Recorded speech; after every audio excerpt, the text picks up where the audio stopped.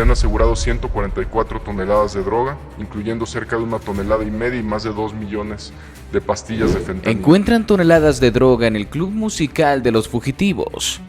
Luego de la muerte del grupo musical de los fugitivos, sin motivos, sin razón y con más preguntas que respuestas, el Harfuch se dispuso a investigar el antiguo club musical que tenían. Sin embargo, lo que encontró lo dejó sin palabras. Tras el brutal asesinato del grupo fugitivo, se convirtió en uno de los hallazgos más escandalosos del año. En un operativo sorpresa liderado por la Secretaría de Seguridad, agentes federales bajo el mando del secretario Omar García Harfuch inspeccionaron el club musical que pertenecía a la agrupación, ubicado a las afueras de Navolato. Lo que encontraron allí no solo confirmó los peores temores de los investigadores, sino que también sacudió los cimientos de una estructura criminal que parecía intocable. Toneladas de droga perfectamente camufladas en guitarras, compartimientos ocultos, muros falsos y una red de escotillas subterráneas dignas de una novela de espionaje. El cateo, ejecutado en completo hermetismo durante la madrugada del martes, se llevó a cabo en un predio de aspecto inofensivo. A simple vista, el lugar era un salón de música decorado con imágenes del norteño tradicional. Botas colgadas, retratos de ídolos de la vieja guardia, pósters en las caras sonrientes de los 5 integrantes del grupo fugitivo. Una lona oxidada aún colgaba en la entrada con el nombre del local, Club La Tropa. Nadie habría imaginado lo que había detrás. Los agentes, acompañados por peritos, unidades caninas y un equipo táctico de élite, ingresaron tras una orden firmada por la Fiscalía General de la República, motivada por nuevas pruebas que vinculaban el sitio con las operaciones del CJNG. Durante los primeros minutos no hallaron nada irregular. Instrumentos musicales, equipos de sonido y cajas de promociones llenaban los cuartos. Pero todo cambió cuando uno de los perros entrenados se detuvo frente a un estuche de acordeón aparentemente vacío y comenzó a ladrar sin cesar. Al abrirlo, lo que parecía ser solo un instrumento en desuso, resultó estar relleno con bolsas selladas al vacío de una sustancia blanca. Las pruebas rápidas confirmaron: cocaína, alta pureza, más de 5 kilos ocultos solo en ese compartimiento. Esa fue la señal. Los agentes comenzaron una búsqueda más minuciosa. Pronto hallaron más estuches, más guitarras, huecas, bajos con cavidades modificadas, tambores desmontables. Dentro de cada uno, escondidos con precisión quirúrgica, paquetes envueltos en cinta industrial y marcados con códigos alfanuméricos. La cifra comenzó a crecer de manera alarmante. En menos de 2 horas, los peritos ya habían contabilizado más de 1,5 toneladas de distintas sustancias ilegales, entre cocaína, metanfetaminas, pastillas de fentanilo y marihuana procesada. Pero eso no fue lo más perturbador. En un muro ubicado detrás de lo que parecía ser una cabina de DJ, los agentes detectaron una irregularidad en el revestimiento. Al desmontarlo, descubrieron una compuerta con cerradura electromagnética. Al abrirla, encontraron un pasadizo estrecho con escaleras metálicas descendentes. Lo que había abajo dejó al equipo atónito. Un cuarto subterráneo de aproximadamente 15 metros cuadrados completamente sellado, con paredes cubiertas de papel de aluminio térmico, sistema de ventilación y estanterías repletas de paquetes numerados. Dentro del búnker había más de 2 toneladas adicionales de droga, ya clasificada y lista para su distribución. También se encontraron chalecos tácticos con logotipos del CJNG, uniformes apócrifos de empresas de paquetería y documentación falsa. En un rincón, una caja fuerte protegía discos duros, varios teléfonos satelitales y una libreta escrita a mano con una lista de nombres, montos y fechas. Presuntamente el registro contable de las operaciones que allí se realizaban. Pero eso no fue todo. Detrás de una falsa pared de almacén se halló una segunda escotilla, que conducía a un túnel que se extendía en línea recta por más de 100 metros, conectando con un terreno baldío a las afueras del pueblo. El túnel tenía un sistema de iluminación, rieles improvisados y marcas de tránsito reciente. Según informaron las autoridades, todo indica que era utilizado como vía de escape o transporte directo para mercancía ilegal sin pasar por el frente del club. Harfuch, al ser informado del hallazgo, decidió trasladarse personalmente a la zona. A las pocas horas llegó en helicóptero acompañado por el fiscal especializado en delincuencia organizada, 3 jefes operativos y personal de inteligencia táctica. Al bajar del aparato, su rostro era mezcla perfecta entre furia, decepción y determinación. Esto no era un club musical, era una fachada, una operación criminal disfrazada de cultura. Nos usaron a todos, a la prensa, a los fanáticos, al Estado. Pero aquí se acabó el silencio, declaró Harfuch ante un grupo reducido de medios. ¿Pero por qué tenían toda esta cantidad de narcóticos? ¿A qué se debía? La muerte de los 5 integrantes del grupo fugitivo, que inicialmente fue asumida como un crimen de alto impacto contra jóvenes músicos aparentemente inocentes, ha derivado en una compleja investigación que ahora apunta hacia posibles vínculos con el crimen organizado. Así lo afirmaron este jueves fuentes oficiales de la Secretaría de Seguridad, encabezadas por Omar García Harfuch, quienes indicaron que el reciente hallazgo de toneladas de droga en el club musical del grupo en Navolato podría ser el eslabón clave para entender el móvil de su asesinato. Los investigadores han dejado claro que, si bien aún no se ha podido determinar con precisión a qué organización criminal pertenecía el operativo detrás del grupo fugitivo, el volumen de droga encontrado, que supera las 3 toneladas, y la sofisticación con la que estaba oculta, no deja lugar a dudas de que se trataba de una operación de narcotráfico estructurada y funcional. Estamos ante una evidencia que no puede ser ignorada ni minimizada. Un grupo musical no acumula esta cantidad de droga por accidente, ni la oculta dentro de guitarras por simple ingenuidad. Aquí hubo una red operativa. La pregunta es, ¿para quién trabajaban? ¿Y por qué los mataron?, declaró Harfuch en declaraciones breves, luego de una reunión de seguridad realizada en Sinaloa.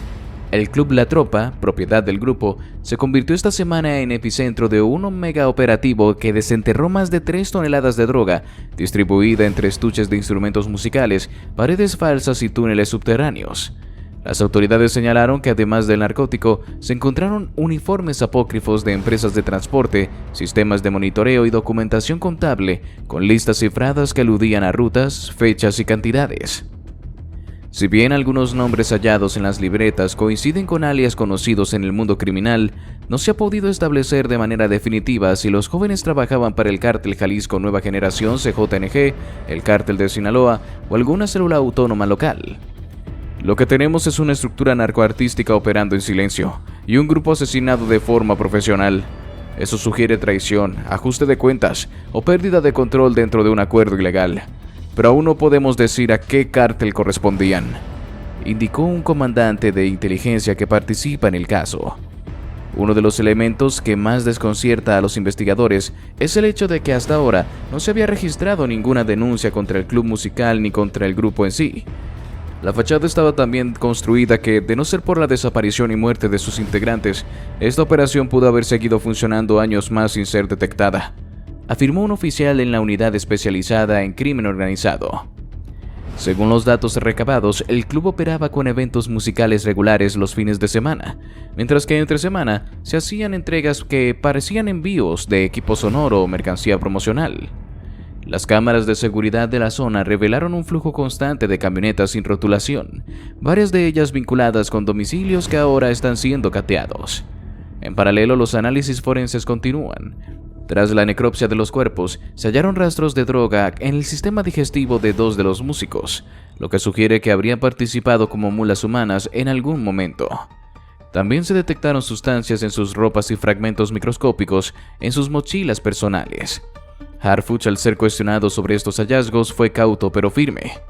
No se trata de estigmatizar a los muertos, pero sí de entender qué pasó. Los hechos hablan por sí solos. Nadie es enterrado con este nivel de violencia si no hay algo más profundo. Queremos saber quién los utilizó, quién los traicionó y por qué se les permitió operar durante tanto tiempo. Una de las líneas más delicadas de la investigación es la posibilidad de que los músicos hayan comenzado colaborando con un grupo criminal y luego hayan intentado cambiar de bando o independizarse. Esa hipótesis, compartida por 2 agentes federales, estaría sustentada en mensajes recuperados de uno de los teléfonos celulares donde se leen frases como «Ya no queremos deberle nada a nadie» y «Esto se puede hacer por cuenta propia». Los investigadores también consideran otra posibilidad, que el grupo haya cometido un error logístico o haya extraviado una carga importante, lo cual habría detonado represalias. En los registros encontrados hay menciones vagas a un encargo perdido y a una reunión fallida en San Fernando.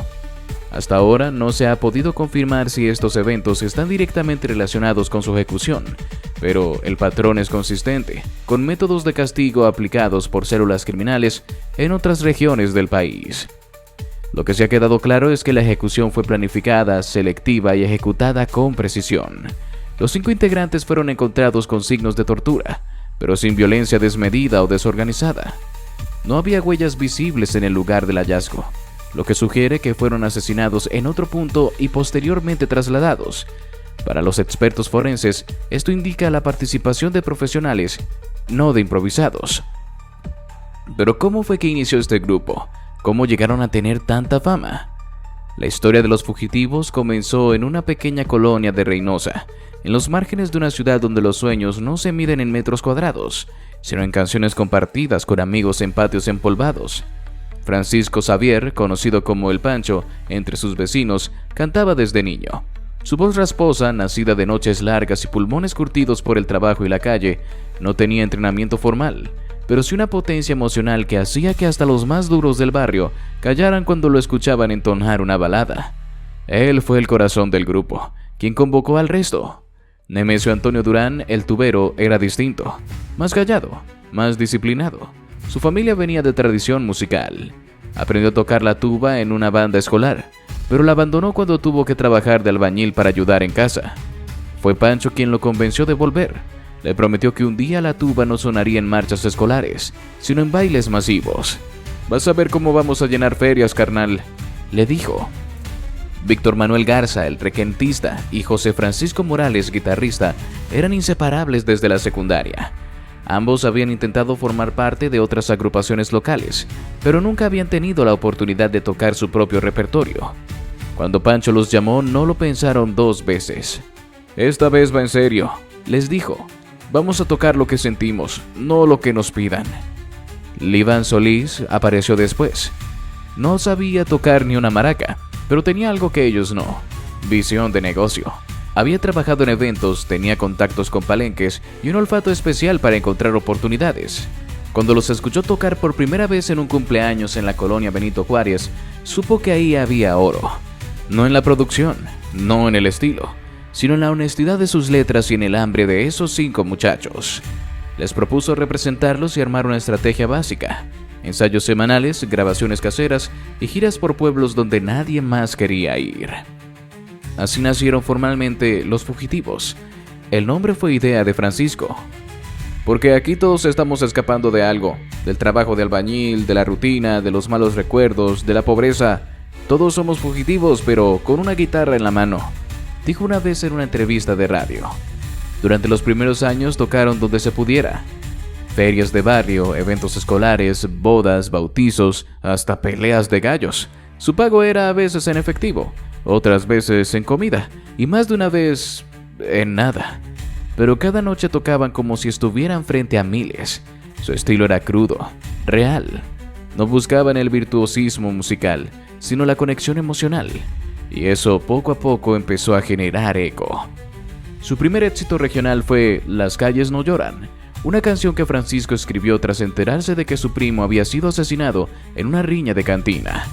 La letra hablaba de lo que no se dice en los noticieros, del silencio que queda en los barrios cuando se va alguien, de la normalización de la violencia, del vacío que deja un amigo que no vuelve. La canción se grabó con un solo micrófono prestado, en el cuarto del Lavín, se subió a Facebook y explotó. De pronto Los Fugitivos ya no eran solo un grupo local. Videos caseros de sus presentaciones comenzaron a viralizarse. Su segundo tema, Mi Padre Sin Nombre, tocó fibras en miles de personas que habían crecido sin una figura paterna. El clip, grabado con celular, llegó a más de 1 millón de visitas en menos de un mes.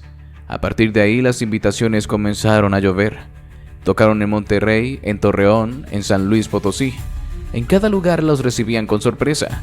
Nadie entendía cómo un grupo sin disqueras, sin marketing, sin producción, llenaba plazas enteras. La respuesta estaba en el público. Los querían porque los sentían cercanos, porque sus canciones hablaban de realidades que no cabían en los comerciales de televisión. Liván Solís entendió que el fenómeno debía ser contenido antes de que se saliera de control. Propuso que se grabara un álbum completo. Lo titularon Pies Polvosos, Corazón de Fierro. y lo grabaron en un estudio de Matamoros con lo que habían ganado en giras. 12 canciones, ningún hit fabricado, solo historias de madres que trabajan en maquilas, de jóvenes que cruzan el río en busca del sueño americano, de traiciones amorosas y lealtades que no se rompen ni con balas. El disco fue un éxito sin precedentes para un grupo sin respaldo comercial. Se vendía en USB, en puestos de tianguis y se pirateaba en mercados sin que ellos protestaran. Que lo escuchen, aunque no lo paguen, decía Francisco. Nosotros también crecimos escuchando discos piratas. Lo importante es que la raza lo sienta. Pero con la fama también llegaron las sombras. Algunos empresarios comenzaron a ofrecer sumas muy por encima de lo normal para que tocaran en ranchos privados.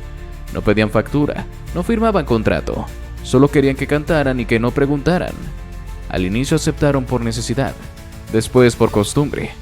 En esos ambientes comenzaron a mezclarse con figuras turbias, pero aún así los fugitivos se mantenían al margen de escándalos, evitando meterse en disputas, creyendo que si tocaban y se iban, nada malo pasaría.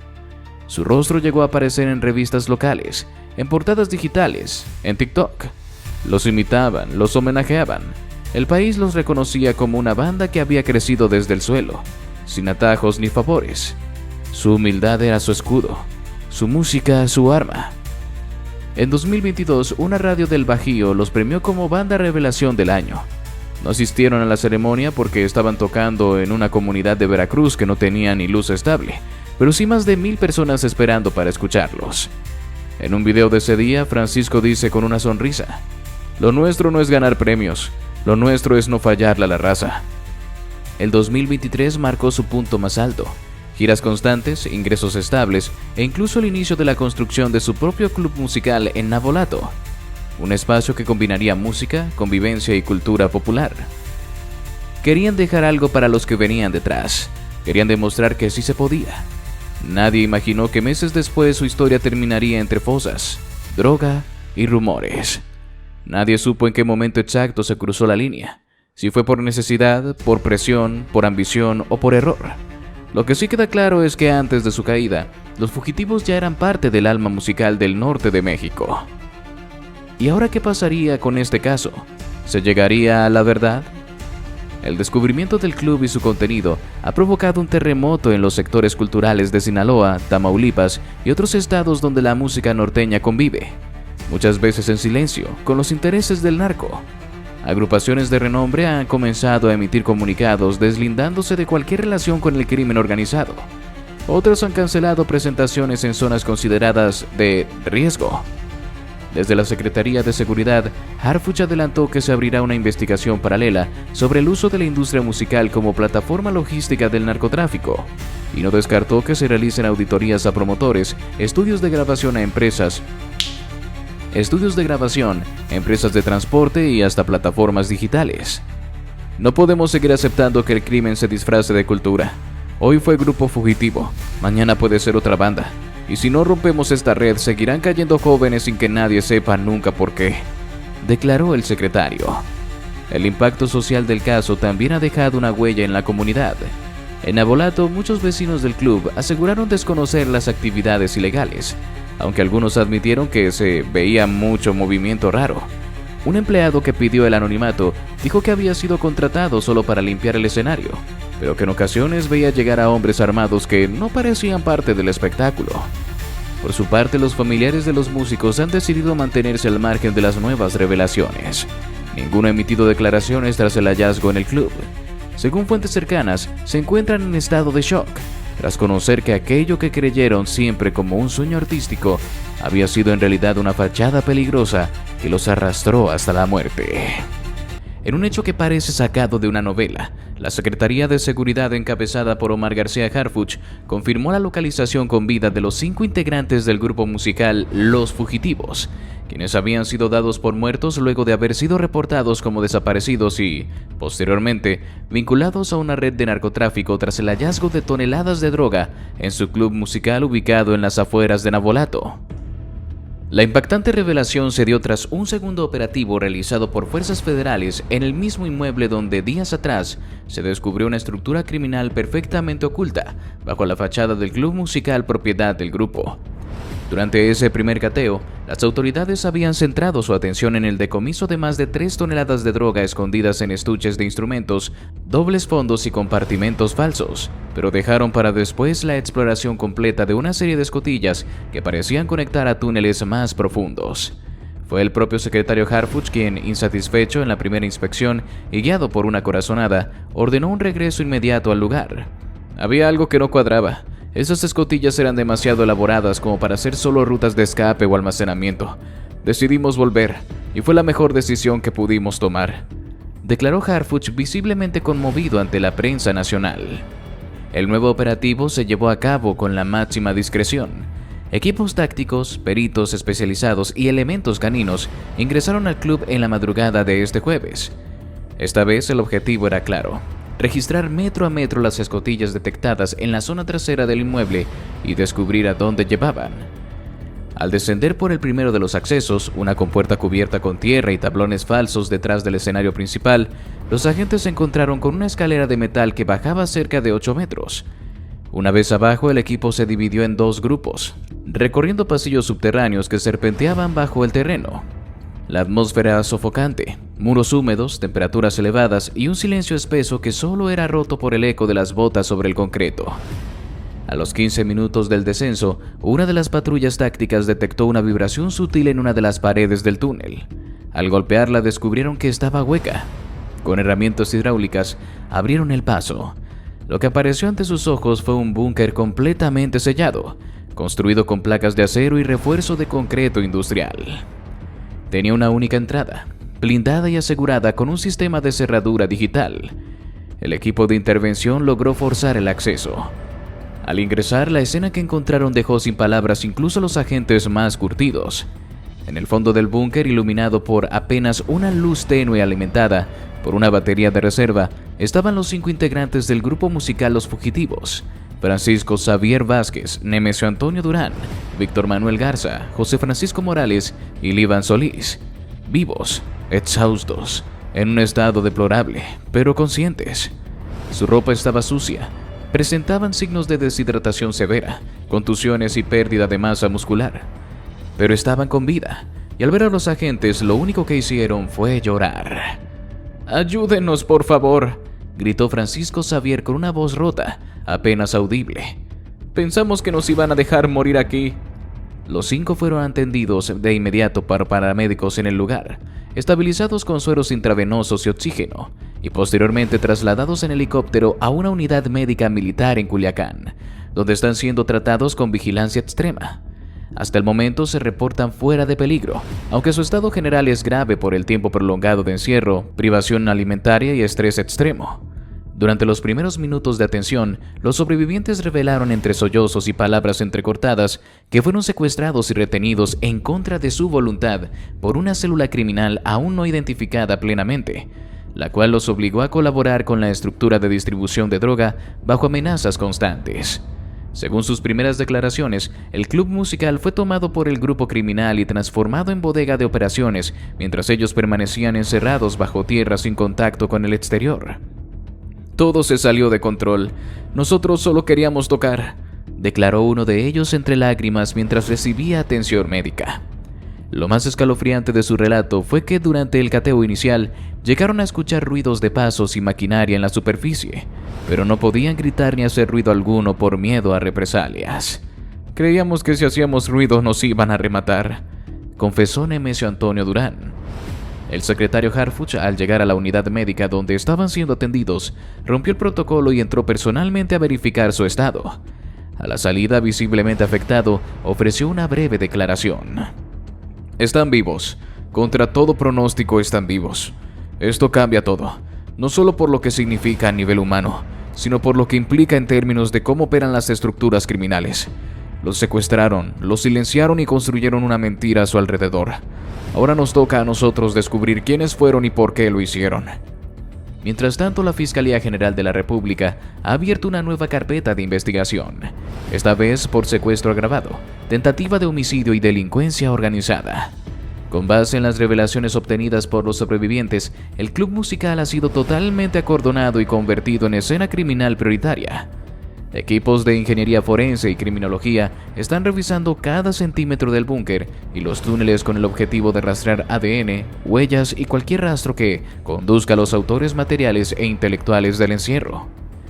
Pero ¿cómo fue esto posible? ¿Qué oculta realmente este grupo?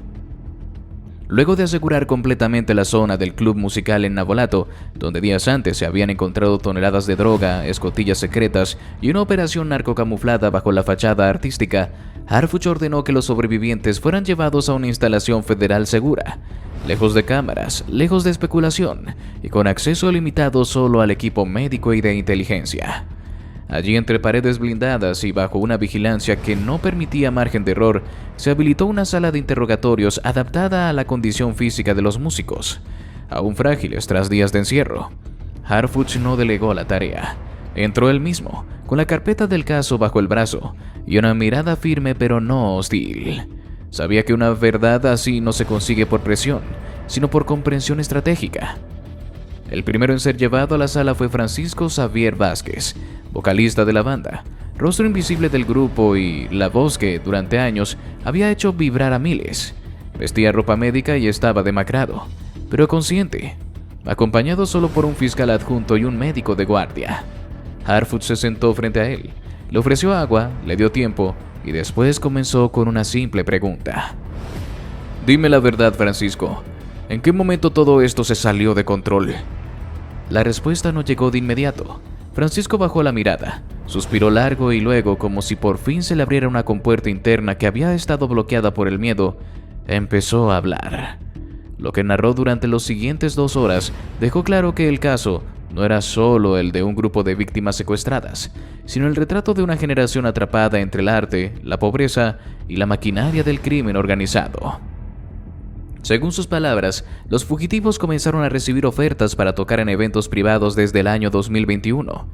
Las primeras eran normales: fiestas en ranchos, celebraciones familiares en comunidades rurales, contrataciones bien pagadas pero sin grandes exigencias. Sin embargo, al poco tiempo las invitaciones comenzaron a llegar de números desconocidos, con intermediarios que evitaban los contratos formales y ofrecían sumas por muy encima del promedio.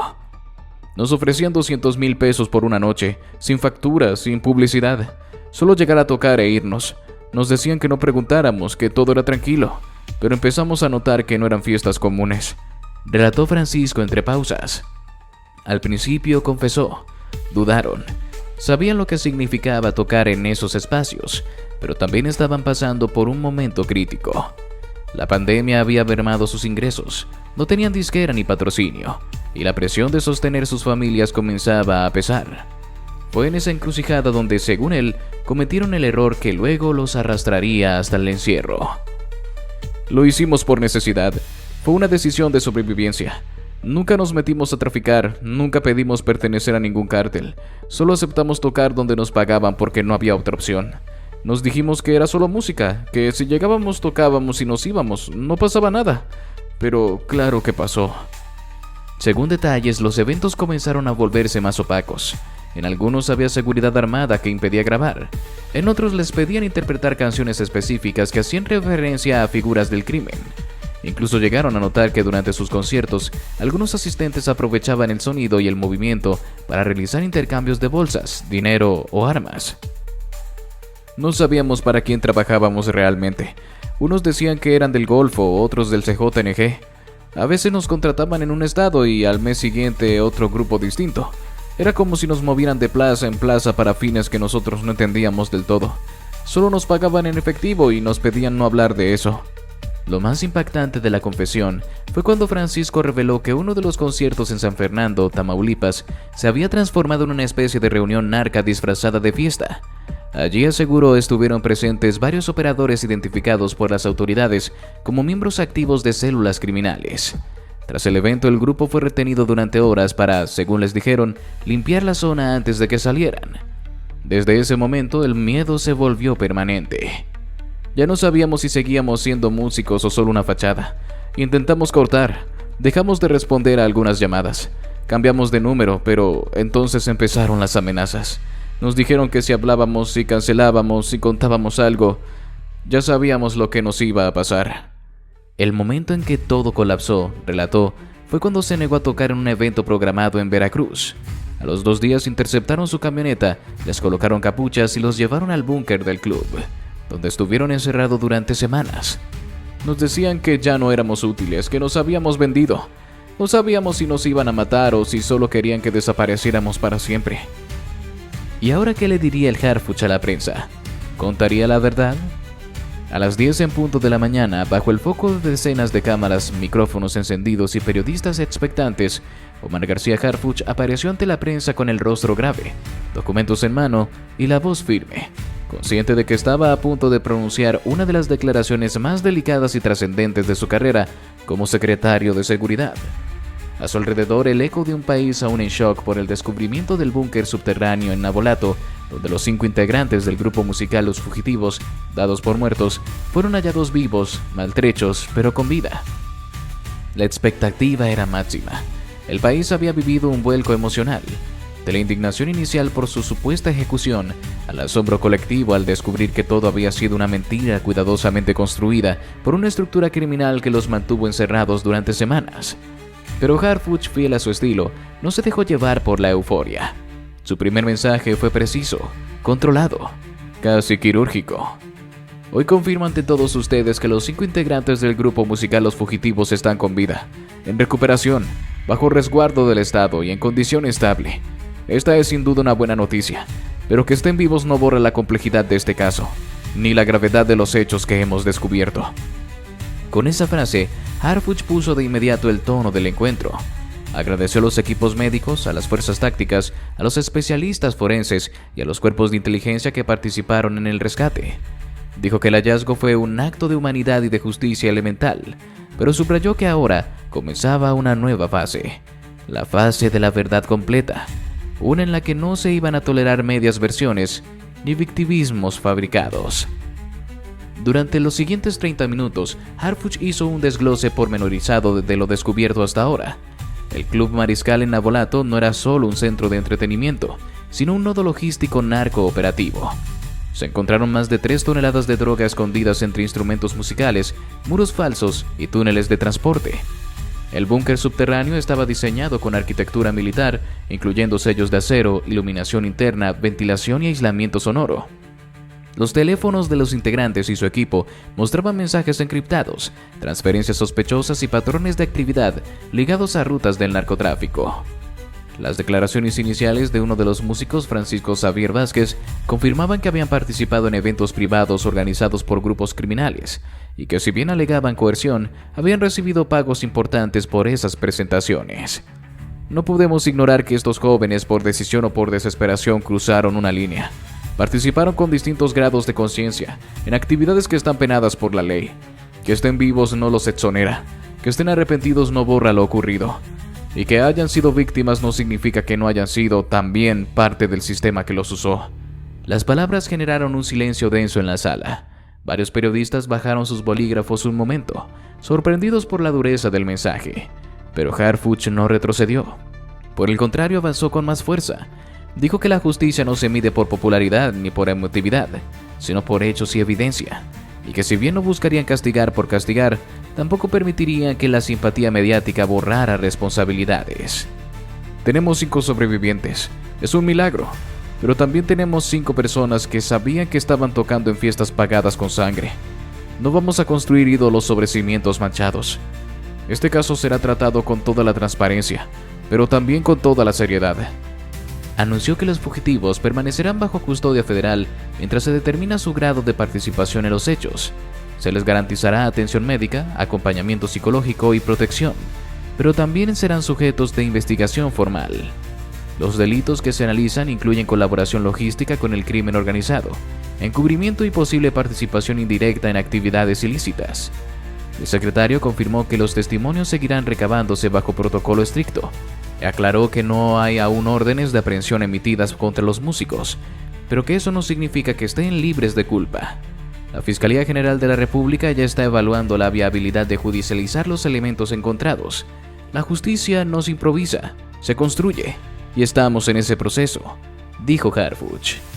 Durante la conferencia también reveló que están investigando a otras agrupaciones musicales que habrían sido contratadas bajo esquemas similares.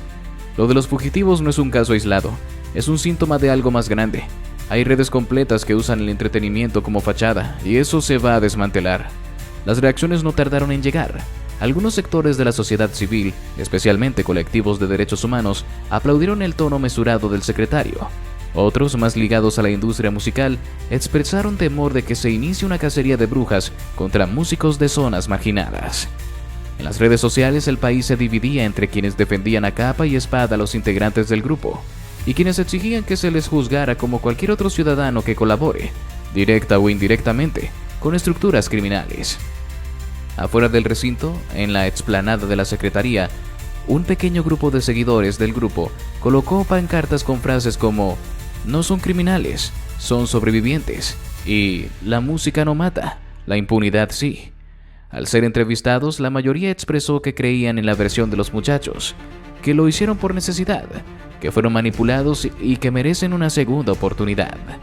Pero dentro de la sala, Harfuch fue claro: ni el dolor ni el miedo eximen de responsabilidad, aunque sí los contextualizan. Casi al finalizar la conferencia, un periodista preguntó directamente si el secretario sentía decepción personal, luego de haber encabezado la búsqueda creyendo que eran víctimas absolutas. Harfuch respondió sin titubeos: "Sí, me sentí engañado. Todos lo hicimos. Quisimos creer en una historia pura de arte contra crimen, pero la realidad rara vez es tan sencilla. Y aunque la verdad duela, prefiero enfrentarla a perpetuar una mentira. No estoy aquí para escribir cuentos, estoy aquí para encontrar justicia". Y así llegamos al final de este video. Si te gustó, te invito a que nos des tu me gusta para seguir haciendo más videos como este. Además de que no olvides suscribirte y activar la campanita para que no te pierdas ninguno de nuestros nuevos videos. Te deseo un gran día. Hasta la próxima.